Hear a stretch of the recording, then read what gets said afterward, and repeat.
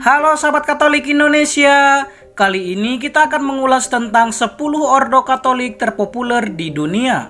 Tapi sebelumnya jangan lupa di subscribe dulu ya.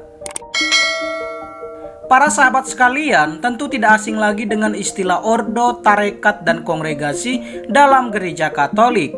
Tarekat, ordo, atau kongregasi adalah suatu kelompok komunitas sosial khusus dalam gereja Katolik. Anggota-anggotanya terdiri dari kaum religius yang mengikrarkan kaul kemiskinan, selibat, dan ketaatan. Mereka hidup dalam komunitas sosial sesuai dengan tata cara dan konstitusi masing-masing kongregasi yang telah disetujui sebelumnya oleh otoritas gereja Katolik. Berikut 10 ordo Katolik terpopuler versi sahabat Katolik Indonesia. Yang ke-10, Ordo Salib Suci. Ordo Salib Suci atau Ordo Sanctae Crucis atau dalam bahasa Inggris Canon Regular of the Order of the Holy Cross adalah sebuah ordo dalam gereja Katolik Roma. Ordo ini mempunyai karya di Indonesia di beberapa paroki dalam 5 keuskupan dan keuskupan agung. Anggota ordo ini juga disebut Crozier, singkatan gelar di belakang nama yang dipakai adalah OSC. Berawal dari Belgia, para Crozier menyemai karyanya. Saat Revolusi Prancis, OSC hampir tutup. Berkat benih panggilan di Belanda, mereka bisa sampai ke Indonesia dan beberapa negara lainnya. Ordo Sanctae Crucis didirikan sebagai ordo kanonik reguler lewat bula Paus Innocentius keempat tahun 1248. Dari tempat berdirinya di Clairly-Huy, Belgia, ordo ini kemudian berkembang ke wilayah negara Inggris, Perancis, Belanda, dan Jerman hingga ke Indonesia. Berdasarkan sumber, saat ini jumlah anggota ordo ini sekitar 347 rohaniwan, di mana 221 diantaranya adalah para imam. Yang ke-9, Ordo CMM. Biasa dikenal dengan nama Bruder Tilburg, adalah sebuah kongregasi atau ordo dalam gereja Katolik Roma. Namanya dalam bahasa Latin adalah Congregatio Fratrum Beatae Mariae Virginis, yang biasa disingkat dengan CMM. Dalam bahasa Indonesia namanya adalah Frater Santa Perawan Maria Bunda yang Berbelas Kasih. Kongregasi ini didirikan pada tahun 1844 di Den Bosch oleh Monsignor Johannes Wiessen yang saat itu menjabat sebagai uskup pembantu di Keuskupan Den Bosch. Kongregasi ini banyak berkarya dalam pendidikan untuk orang buta, pelayanan kepada anak-anak, dan perawatan kesehatan serta memberitakan Injil ke daerah misi. Kongregasi ini diperkirakan mempunyai sekitar 334 frater, di mana semuanya aktif dalam pelayanan pendidikan dan kesehatan, di mana pusat kepemimpinan ordo ini terdapat di Belanda. Yang ke-8, Prelatur Opus Dei. Prelatur Opus Dei atau sebelumnya dikenal dengan Prelatur of the Holy Cross and Opus Dei adalah sebuah struktur gereja Katolik Roma. Opus Dei didirikan pada tanggal 2 Oktober 1928 oleh Imam Spanyol Jose Maria Escriva. Tujuan prelatur ini dibentuk adalah untuk turut terlibat dalam misi penyebaran ajaran gereja, dengan menyebarkan pesan bahwa setiap orang dipanggil menjadi seorang yang kudus dan seorang rasul.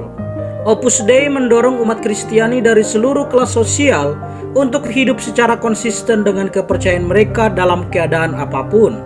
Paus Yohanes Paulus II meresmikan Opus Dei sebagai sebuah prelatur pribadi pada tahun 1982, membuatnya sebagai bagian dari struktur hierarki gereja Katolik Roma. Sebagai sebuah prelatur, organisasi ini berada di bawah kongregasi untuk uskup dan memiliki prelate sendiri, rohaniwan, dan awam. Meskipun memiliki dukungan dari banyak pemimpin Katolik di seluruh dunia, Opus Dei banyak dikritik di beberapa bagian. Opus Dei digambarkan oleh beberapa pengamat sebagai salah satu organisasi paling kontroversial dalam gereja Katolik karena dianggap sangat rahasia ketika melaksanakan karya-karyanya. Yang ke-7, Ordo Kesatria Columbus. Sesuai informasi, Kesatria Columbus adalah organisasi persaudaraan sosial Katolik terbesar di dunia. Didirikan di Amerika Serikat pada tahun 1882, Nama organisasi ini diambil sebagai penghormatan kepada Christopher Columbus dan didedikasikan pada prinsip-prinsip amal, persatuan, persaudaraan, dan patriotisme. Terdapat 1,7 juta anggota yang tersebar di 14.000 dewan cabang dengan sekitar 200 dewan cabang di kampus-kampus universitas. Keanggotaannya terbatas pada umat Katolik pria yang masih taat pada imannya yang berusia 18 tahun ke atas. Opus Dei juga memiliki organisasi junior resminya yang dikenal dengan nama Columbian Squires atau Pengawal Columbia yang memiliki lebih dari 5.000 anak cabang. Semua upacara dan pertemuan organisasi ini terbatas bagi para anggotanya saja, sementara acara-acara lainnya terbuka untuk umum. Pada tahun 2007, organisasi ini memberikan bantuan sebesar 144.911.781 US dollar atau lebih dari 1,3 triliun rupiah langsung kepada berbagai badan amal. Ordo ini juga diperkirakan memberikan bantuan sebesar 1,1 miliar atau sekitar 10 triliun rupiah dalam bentuk bantuan-bantuan amal dalam masa 10 tahun terakhir. Juga melakukan lebih dari 60 juta jam kerja dalam upaya kemanusiaan dalam berbagai kegiatan layanan sosial. Atas dukungan mereka kepada gereja dan masyarakat lokal, serta usaha-usaha kedermawanan mereka, organisasi ini seringkali dijuluki sebagai tangan kanan gereja yang perkasa. Yang keenam, Ordo Cistercian. Ordo Cistercian adalah serikat kebiaraan yang dirintis oleh Robertus dari Molesme. Serikat ini terbentuk di Citex, Prancis pada tahun 1098. Perkembangan dari ordo ini akibat rasa tidak puas mereka terhadap peraturan Benediktus di biara Benediktin yang dinilai terlalu longgar pelaksanaannya.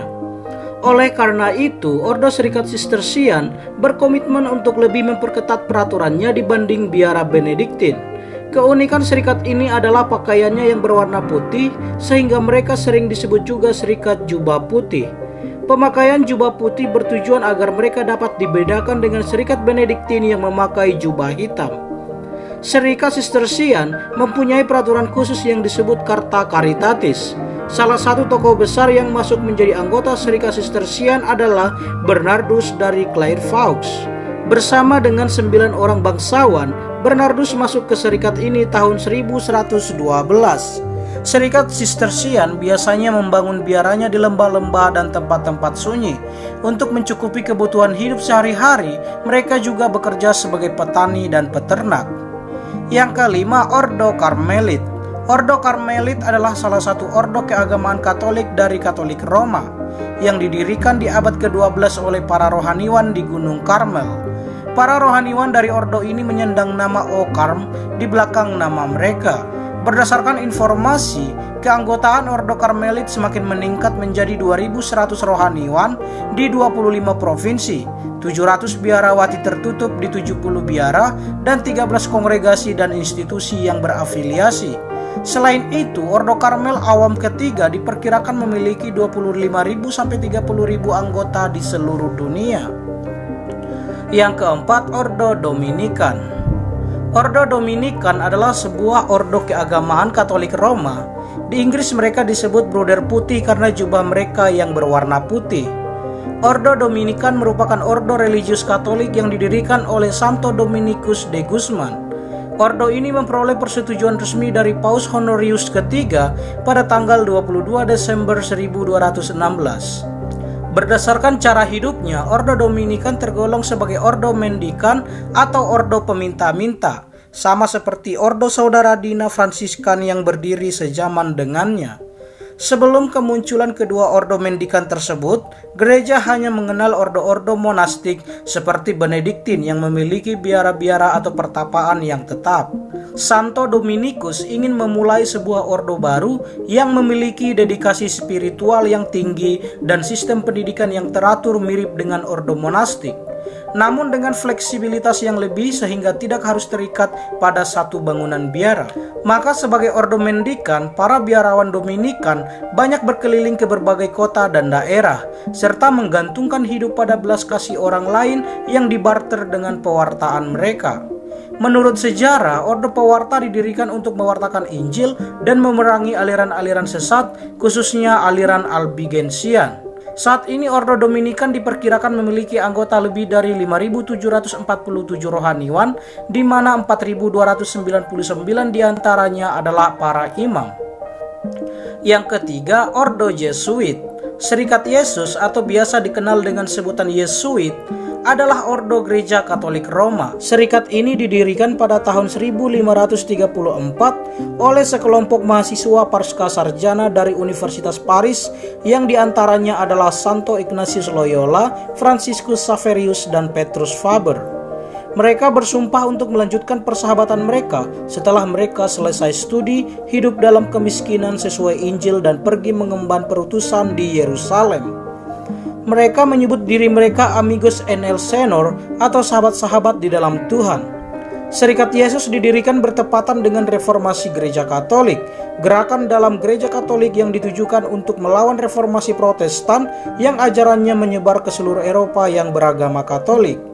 Menurut informasi, jumlah anggota Serikat Yesus di seluruh dunia mencapai kurang lebih 18.000 orang.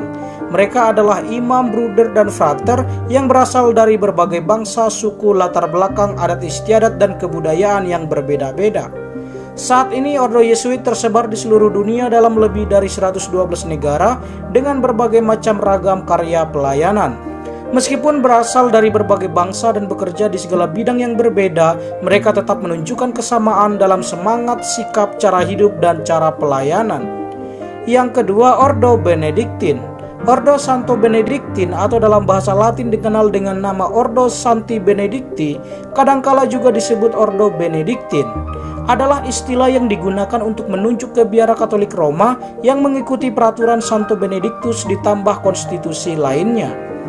Biara di Monte Cassino di Italia didirikan oleh Santo Benediktus dari Nursia sekitar tahun 529 dan merupakan biara Benediktin pertama.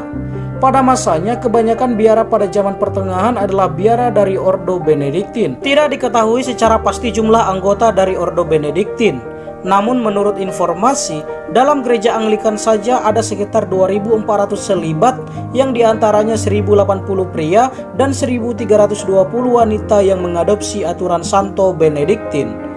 Yang pertama, Ordo Fransiskan. Istilah Fransiskan digunakan untuk merujuk ke ordo keagamaan Katolik dan Anglikan yang mengikuti aturan yang dikenal aturan Santo Fransiskus. Pada masa itu banyak para pemuka umat atau biarawan yang tertarik dengan gaya dan kehidupan Fransiskus, kemudian mereka bergabung dengannya. Salah satu cabang dari keluarga Fransiskan yakni keluarga konventual. Keluarga ini disahkan oleh Paus Innocentius III pada tahun 1209.